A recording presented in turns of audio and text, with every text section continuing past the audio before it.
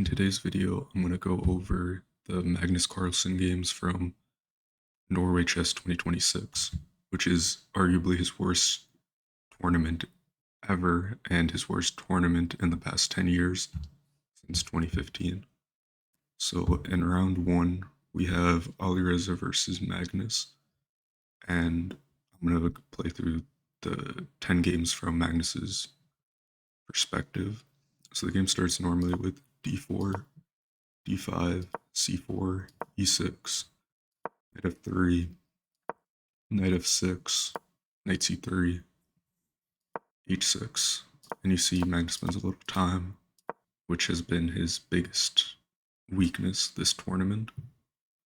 So continuing a3, c5, c takes, e takes, bishop f4, knight c6, and you see Magnus is burning a lot of time. This is all just prep from Alireza, but are still relatively equal. White has 0.14 advantage. a6, bishop e2, c4, and now you see this is all just prep. Alireza has basically didn't waste any time. Magnus is almost down 40 minutes. So continuing, knight e5, bishop d6, castles, castles, bishop g3, bishop f4, sorry, bishop f5, pawn f4, bishop e7, bishop f3, rook c8, and now time still Alireza has a massive advantage. So you see, even the computer here, it says rook c1 is an inaccuracy played by Alireza because instead bishop e1 would be better. So I'm just going to show this line. So instead, what he should have played was bishop e1. Now, what's black's main idea here is he should play bishop h7, and we're just going to go through this line together. So h7, king h1, knight a7. We're just trying to storm the opponent's side. So knight a7. Now, the most natural response to knight a7 would be you want to threaten the king's side because this is a pretty scary attack. You have knights, both your bishops are just aligned. This bishop is never going to be attacked. So how can you threaten this long-term weakness? Simply play g4. You see white has not a massive advantage, but a significant advantage. So now what you can play is something like knight b5, and then something like f5. You're just storming this king side to essentially tell this bishop it's useless. After this, white's bishop will almost never get out. You're gonna have to play some break eventually. You're gonna have to try to fight for this, but this is gonna be protected. And this, while you push your pawns in front of this white king, it's a pretty major, not weakness, but this king is basically relatively protected. It's got rook that's gonna come in, bishops, bishops, a knight, queen, bishop, rook. The only thing that's not really in this fight are these pawns and this knight. So going back to the game, after rook c1, Magnus plays b5, bishop e1, b4, a takes, bishop h4, bishop takes, c3, b takes c3, queen d6. And now, what do you see? We're going to continue just going. So it's the most natural move here. Rook a1, kind of threatening this rook. You're going to get this, you're basically saying, I want this rook. So rook a1, knight e4, threatening this knight. And this is a knight in the outpost position. So this is called. Basically have this knight not overprotected, but protected enough that this can't take without creating some sort of long-term weakness. So then rook takes a6, and Magnus actually doesn't play knight takes, which actually knight takes isn't the best move. It actually is f6 to basically kick out this knight. So f6 to kick out the knight, bishop takes, knight g4, queen d7, threatening this knight again, knight f2, knight e7, queen e2, rook c6, rook takes c6, queen takes c6, knight takes, d takes. And now what you see is you see that white has this sort of Stonewall-esque setup. So now, and you kind of have two, not isolated, this isn't really isolated, but you have two pawns. This is relatively uncomfortable, and you see the positions dead equal. So now, rook a1, knight d5, bishop e1, rook b8, f5, queen h7, sorry, king h7, queen g4, queen d7, queen takes, rook e8, threatening this queen. Queen has to move to g4. And now Magnus makes a big mistake. He plays king g8. And this is a mistake because knight takes would have actually been better. So knight takes e3, and you see engine agrees. So we're going to go through this line. So it would be knight takes, queen g6 check.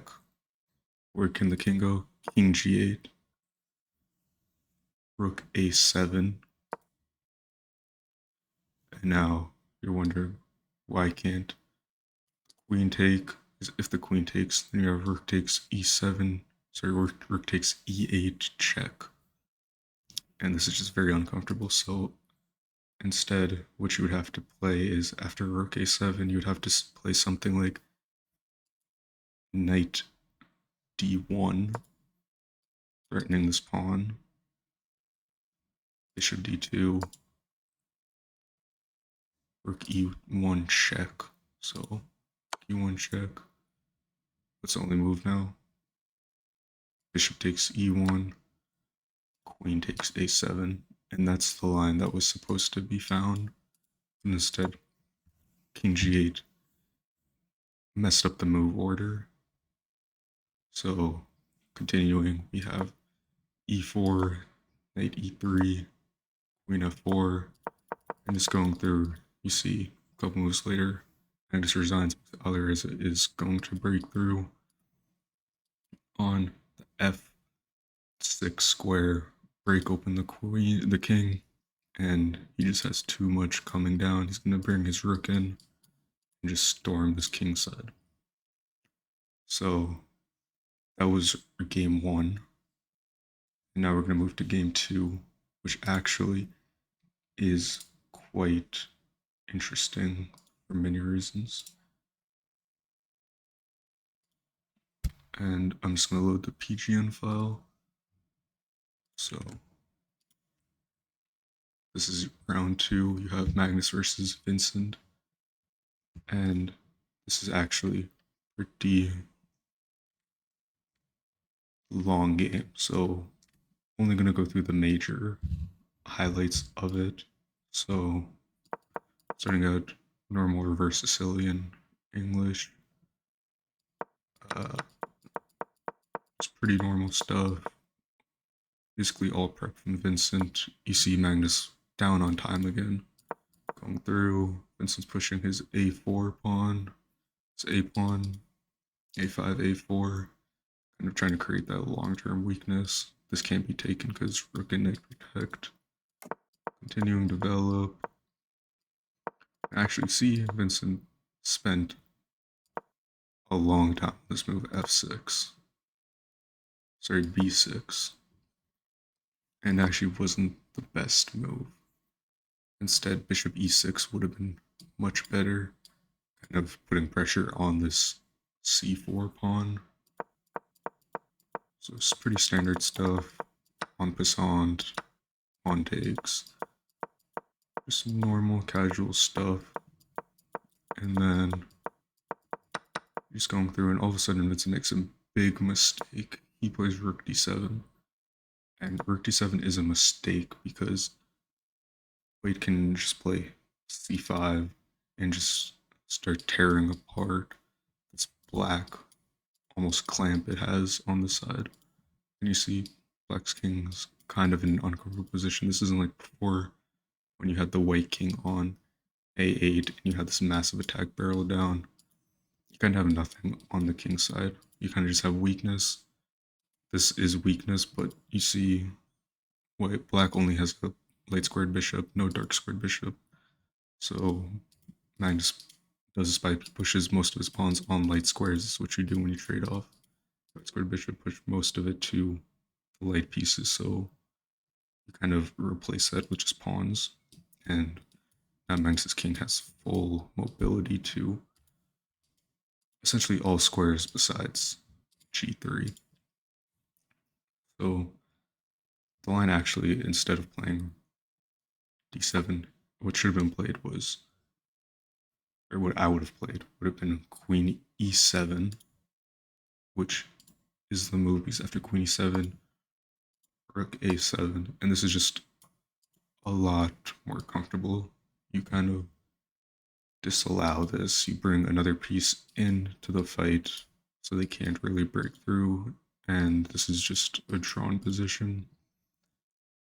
But Magnus makes another mistake. He plays rook a7 because he kind of thinks the same thing. This move only really works when you have a queen on e7 because you need that extra pressure. So this is kind of not a bad move, but it's kind of just a stationary move.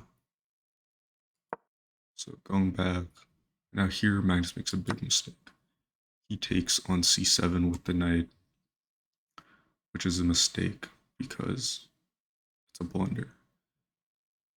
There's nothing, it's just a free knight. You just play knight takes, and you're just down a full piece. There's not much to do about it. So just continuing. Vincent makes another move. That is a blunder. He should not have gone back with the knight. And you see Magnus is winning, but his time is running out, and so is Vincent's. But Magnus is just playing relatively safe moves, and this is a long game. Checks, couple checks, bring the white king over. And you see here on move 52, Magnus's position has equaled because he just made one too many mistakes and not capitalizing on his advantage. This game just continues for several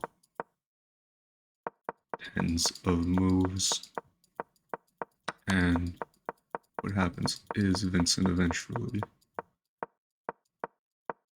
equalizes the position and becomes a draw, and they go into Armageddon. Now I'm not going to show the Armageddon game, I'm just going to go through the classical portions of this because the classical portions are, in my opinion, the more interesting games. The Armageddons, you have things like time struggle, but if you want a separate video, let me know. So now what we do is we just put it the PGN again, and now this is a game that Magnus lost again. He's going against Pragnananda, and this is a relatively shorter game. So game starts relatively normal, e4, c5. Magnus plays c5 Sicilian because he needs to get a win to try to salvage his chances at the tournament. When I play the Sicilian, I like to play the Najdorf, which just goes like this. Knight takes, knight f6, knight c3, pawn a6, which is the Najdorf. It's one of the best positions, best looking positions, and this is actually what Magnus opts for in the game, in the tournament. Against Pragnananda. So now against a6 is a multitude of moves that white can do. I think Magnus even went to the confessional booth and said there's about 17 different lines that white can do. Pregnant opts for h4, which is a very aggressive move. It's a committal move. Remember, pawns can't move backwards, they can move forwards. So he's kind of hoping to play h4, h5, and just try to clamp down on this black king. And just responds with h6, kind of saying you can get h5, but you're not getting any closer. Bishop c4, e6, a3, knight c6. And you see, once again, Magnus's clock down significantly. While Pragnananda has spent a little time, but not a lot. Just continue developing. This is actually a pretty common idea in the Knight over Sicilian with white, to put your bishop on e3. I know when I play white against the Knight Orf, I like to put my bishop on a3 and e2, and just kind of queen to d3, and then sometimes a long castle, just to get that imbalance, which isn't theoretically correct, but it allows me to just storm down much easier because I have a barrel loaded on these major squares with the queen on both sides. You have a long rook, and especially if you can manage to play h4, h5 in the kingside castle, you just have a massive attack coming down. Basically from the d square all the way to the h square, you're just going to storm the side. But anyways, continuing, bishop e7, queen e2, h5, f3, long castles. See, pretty common idea in the Knight Orf. Long castles, just to get the rook in faster. This bishop on a2 just allows king mobility if you can play king b1.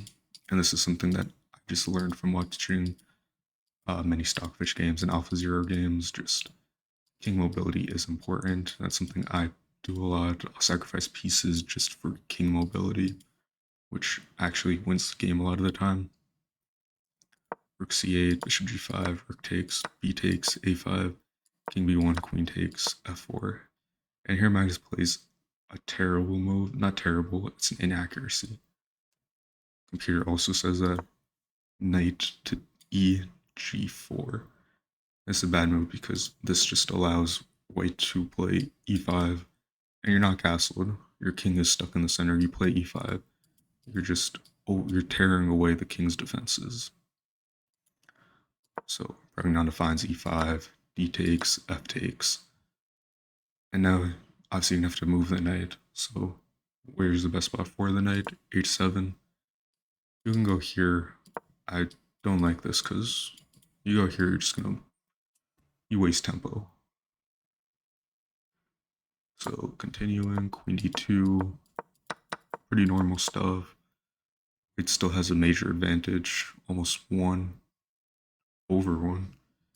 Continuing. And now we start getting into more territory. You see here Prague plays knight takes, which this seems like it's a free pawn. It is a free pawn.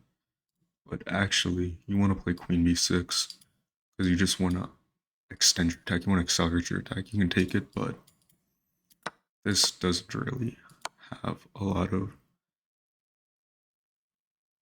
uses. And here Prague plays check for queen takes, knight takes, kind of simplifying the position. Magnus blocks a check with the knight. Very committal move because queen can just slide back, keep that pressure. Here, always having an escape and pinning this knight eventually. Prague takes just to tear away the king out of its hiding hole. And now positions, still white's winning, but is a very uncomfortable position for black. I would think that white has a bigger advantage than just 0.76, but I'm not a computer. So here what happens is a couple more moves.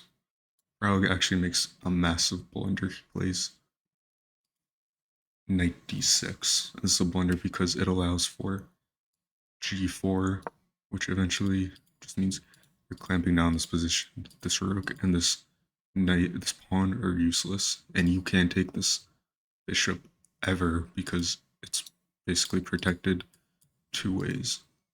So instead, what Prague was supposed to do was play h takes to allow this pawn to move forward and eventually promote rook takes, rook takes.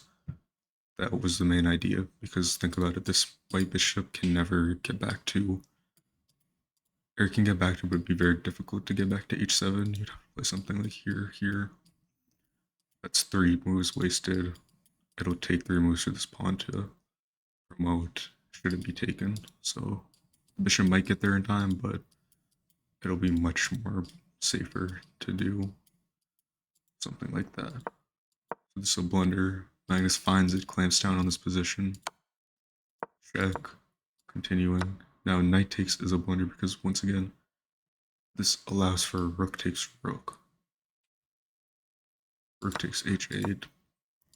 And here I think Magnus thought he had some brilliant idea. Not 100% sure. He's got 3 points of material compared to 2 5s and 3. So check. Here, this is a blunder. This allows for rook g8. Rook g8, just putting pressure on this pawn. But Prague misses it. He pushes this pawn. King g7 is a blunder. Pawn push. And this is a major blunder because you can't take this. This will promote. So you have to slide back with the bishop. But you have too much coming. You have this, this. And yeah, the rook's just gonna slide to b8. Promote. Takes, and you're just down. Bunch of material for 2 knights versus rook, bishop. And here Magnus resigns because you have rook d1. Sorry. Rook d1. King c6. And you're just gonna promote, and there's nothing black can really do to stop it. You're just down too much material. You don't have enough time to get your way out of it. And your king position is pretty terrible. This was round 3, and you see that Magnus is not doing his best. So how can he come back? He plays Kesh, world champion. So this is actually a very important game. So here, what does Magnus start with? Sorry, what does Gukesh start with? Gukesh starts with pawn to d4. Magnus plays d5. He plays a Queen's Gambit declined, exchange for Gozen, and this is just relatively normal stuff. See, clock's basically even. This is a problem that both Gukesh and Magnus have, is the clockwork hasn't been the best, and this is pretty terrible tournaments from both of them. Gukesh has had a bunch of bad tournaments, but you see, this is all just normal stuff. Positions equal, equal.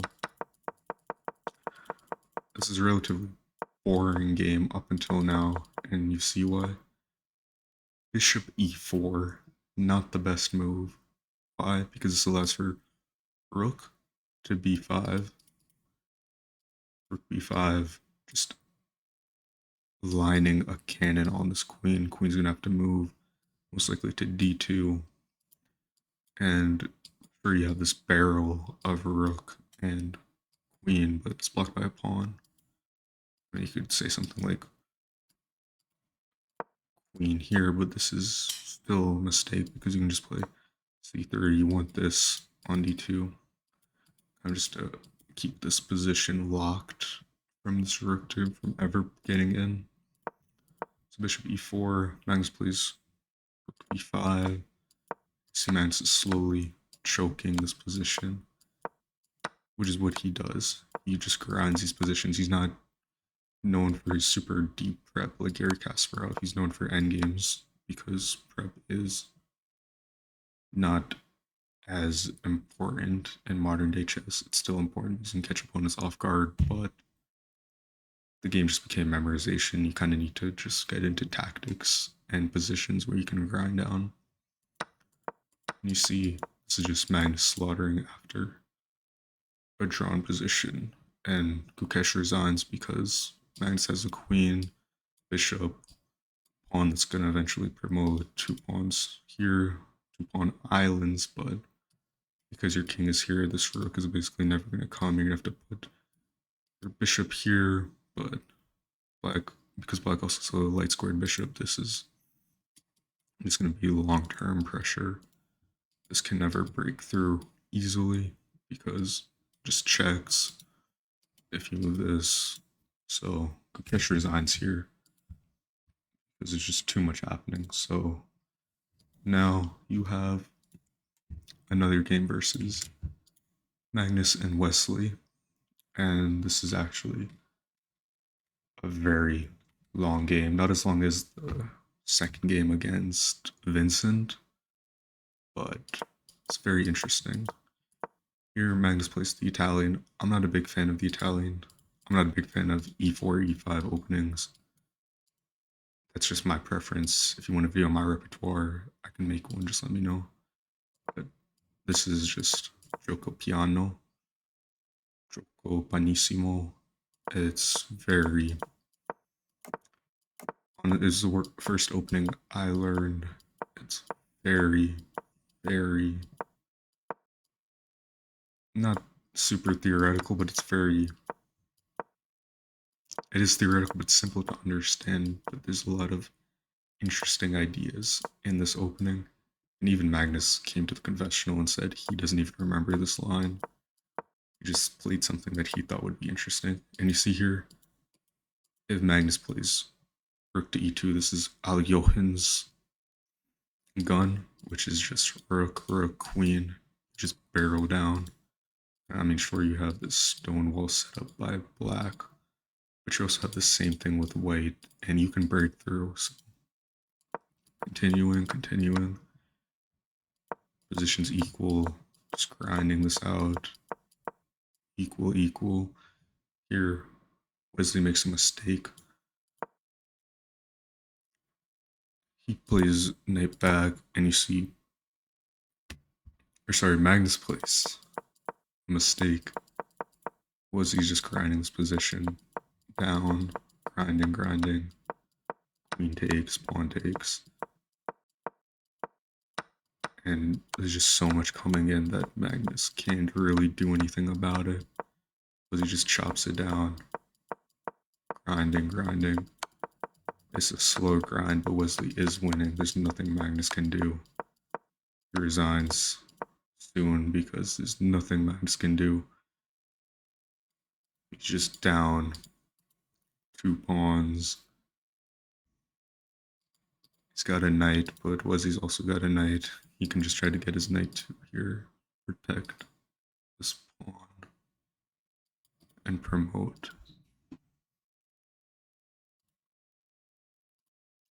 Now we have round 6 against Magnus versus Alireza. This is another, not long, but decently lengthed game. So e4, e5, best by test. Leave in the comments who said that. This is typical Magnus fashion. Magnus likes Torre Lopez, he likes Spanish. Made a career off of this, just playing the Spanish and grinding out these super long endgames. Relatively normal stuff. Doubled e-pawns. This isn't such a terrible weakness. Computers have shown that this is playable because you just open up your rook. You have more pawns in the center. They're doubled, but this is just annoying if you don't know how to deal with it. So normal stuff, knight back, pawn push, knight. You're chopping down. Magnus has an advantage that he will grind out until the end. Just keep on pushing. This is a really nice idea also. Magnus plays pawn takes to allow that bishop takes, pawn takes, queen to d7. He doesn't care if you take this. He'll just take the knight. Pawn takes with check. King takes f2. And this is actually much better for white because, once again, king mobility, you have your queen active, creating long-term pressure. You will get the rook in. You have pawns, knights. Black doesn't have an f-pawn, and this has been Alirez's main strength this tournament. He's just been playing g4, g5, just pushing his pawns in front of his king to storm the opposing king and just win. But in this case, it just didn't work out. Once again, king mobility. Granted, you slide back to g1, but if you push this pawn, you have a bunch of king mobility. Rook takes check. Just he's grinding out this position, typical Magnus fashion. Grinding out, and this is a very theoretical endgame, but it's a very long one to grind out. But here Alireza resigns because you have mate in 16 and 13. Now we have another game from Magnus versus Vincent again. Here we have round 7 of Norway Chess 2026. Once again from Magnus's side. Knight f3, ready from Vincent. Knight f6. Magnus plays a copycat, symmetrical. Basically just playing f3, f6, 1g3, pawn g6. He's just going to copy the whole thing. And here he gets an almost King's Indian-like setup. Not almost, this is a King's Indian-like setup, and Vincent has a very Catalan-esque setup. Just, you don't have this gambited pawn because Black never played d5. This is actually very good for both players. King's Indian versus Catalan type setup is very good battle, very good for just playing long chess. Here, once again, you see Magnus's clock significantly worse. Hour 30 versus basically 2 hours. You're just gonna draw very normal stuff. All seen not before, but this is all engine, just top play. Takes. So again, king mobility, you see, very important. Bishop d7, e4, knight c6, bishop e3, a5, h4. Once again, you only play these if you want to commit them.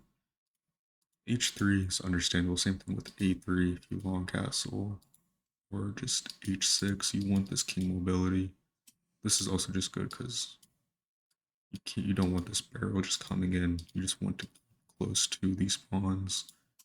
This is very scary from white, especially if you get this pawn storm going down. But here, a4, Vincent here makes a mistake or inaccuracy.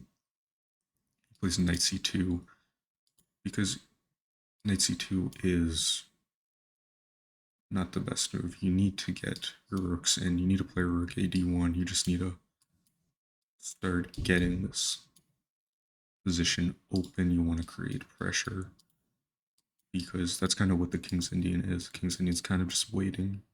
You're really only going to break through when you play e5.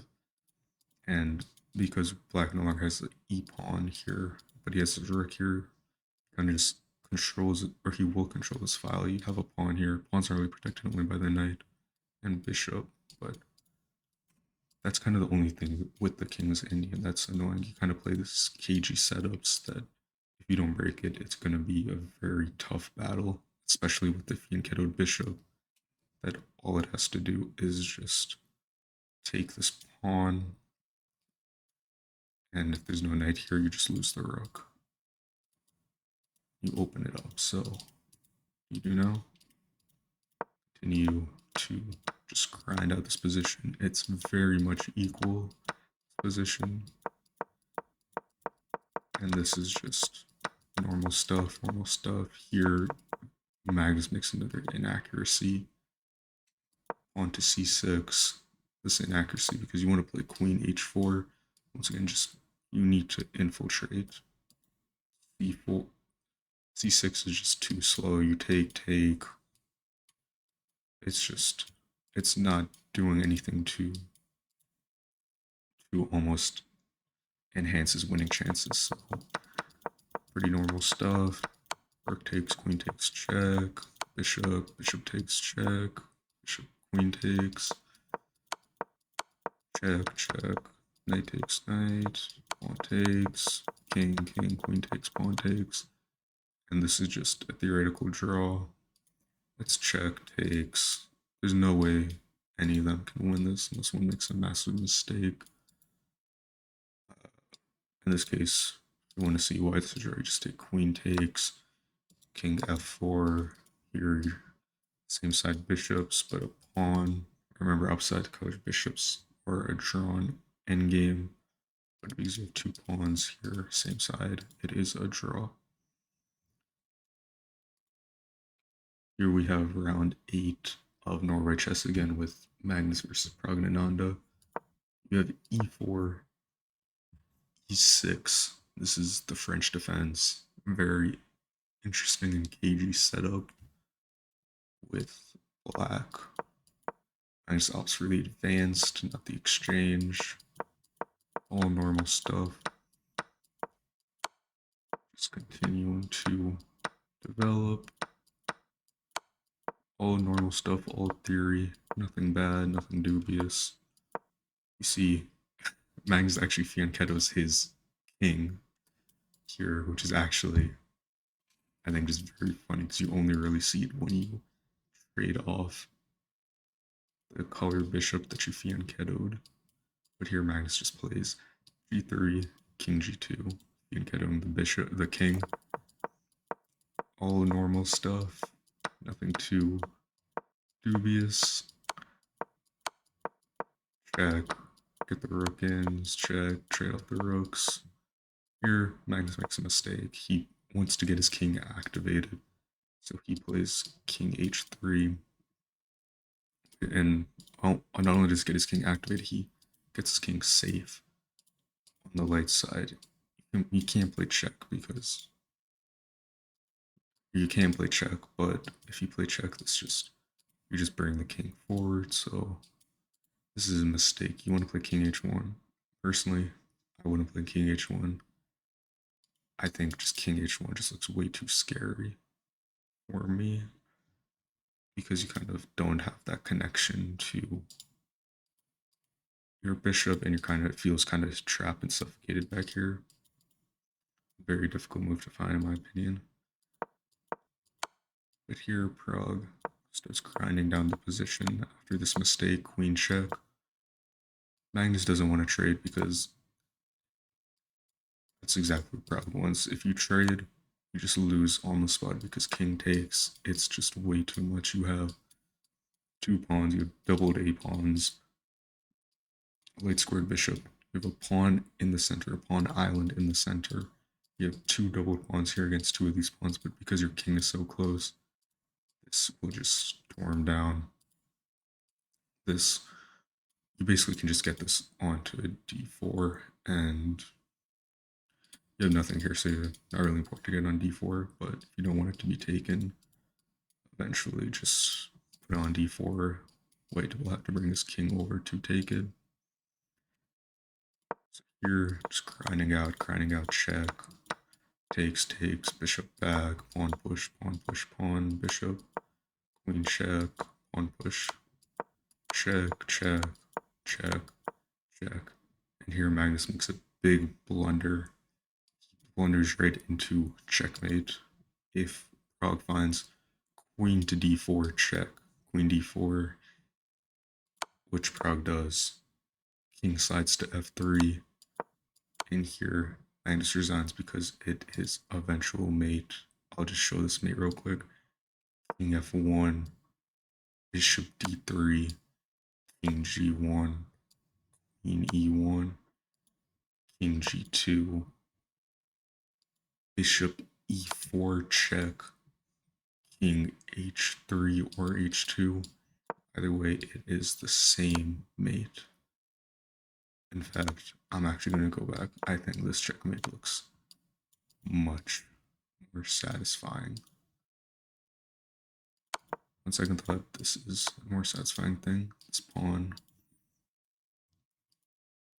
So here we have round 9. We have Wesley versus Magnus again. Spoiler alert, this game is a draw because it goes to Armageddon. I will not be covering it in this video. If you want a separate video where I cover more Norway chess or just the Armageddons, let me know in the comments. So here e4. Remember, Magnus needs a win to even save his chances at winning Norway chess. And at this point in time, he would only get the win should Vincent and Gukesh both win their rounds in classical. Because they're the other two lowest rated players, Magnus can crawl his way back if that happens. So here Magnus plays c5, he needs to win. Sicilian, the most aggressive opening with the black pieces, and my personal favorite opening with black against e5, e4. Once again, if you want a repertoire video, let me know. Here Magnus once again goes for the Najdorf, best opening with this black Sicilian pieces because it's the most aggressive, the most combative. It just gives you so much to work with, but it's also the most dangerous opening. It's a double-edged sword. Here, this is relatively the same line I play with the Najdorf. I put my pieces, I like my bishops here, I like my queen here, I like to get my rooks active on here, and I like to either play knight to d7 or knight c6 depending on what I'm trying to do. Magnus opts for the knight c6 line. This isn't really a bad move, it's not a good move. You have to have some ideas. You really only play this if your opponent's trying to break through here. You just want more support here. So here, knight e6, knight c6, takes. This is very common in the Najdorf Sicilian. It's not a bad opening at all with the black. It's just uncomfortable if you know how to play with it. But remember, you open up your F file, you have more pawns in the center. You just have to know how to play with them. There's nothing scary about doubled pawns. Just know why you double them and how to play with them. Here, all normal stuff. Normal. King back, queen takes, queen, pawn push. Kick this bishop out. Develop, takes. Just simplifying the position. Around here, you can tell that this game will be a draw. This is just not... It's the most aggressive opening, but again, chess with perfect play against any opening is a draw. This is very much a draw. Dead equal. Both players, Magnus has 30 minutes. It's actually one of the very few times in this tournament he's up on time. But just going, none of these players have more than enough time to understand the position and not make any big blunders and mistakes. They're just going to chop it down and they agree to a draw and go to Armageddon. Now we have round 10 of Norway Chess 2026 versus Magnus Carlsen and Gukesh. So the game starts pretty normal. e4, c6, Carlsen. Magnus plays this sort of strange opening with white. It's called anti-kid chess. Kind of just to burn the clock, playing c4. So Gukesh does the same thing as you normally would in the Carlsen, but relatively normal, just develop. Pretty common Carlsen structure. Besides, white's missing the c-pawn. And here Magnus actually makes an inaccuracy. He plays knight to d7. This is an inaccuracy because after knight d7, bishop takes. You play queen takes, d7, but you just get attacked by the rook, so it's a waste of tempo. But so here actually the best move would have been just bishop to b5 to just put pressure on that rook, and the queen can't take because queen protects. After all this, white maintains the advantage, trades off the queens, doubles Gukesh's b pawns, and now he just grinds out the position here, takes the rook, and actually Gukesh was supposed to take with the bishop. You don't want to take with the knight, because if you take with the knight, then you just play bishop takes b7, you just give him a free pawn, which is exactly what happens. And here Magnus plays bishop to h6, locking this position, blocking access from the black queen, basically saying the black queen will have to go, sorry, the black king, basically saying the black bishop will have to go back, trade off to get this black king out and mobile. Rook takes check is an inaccuracy because bishop takes. Sure, you free up the black king, but you gave white the bishop pair compared to bishop and knight. Remember, bishops better than knights almost always, unless you have some weird super locked position where the bishops are just killed off. So here, just normal stuff. Magnus gets the king in, slowly grinds out this position. Knight check, pawn push, king, king takes, knight e4, bishop c1, knight takes f2, bishop d5, bishop d4 check, king b5, g4 is a mistake. It's a mistake because you needed to play bishop e3.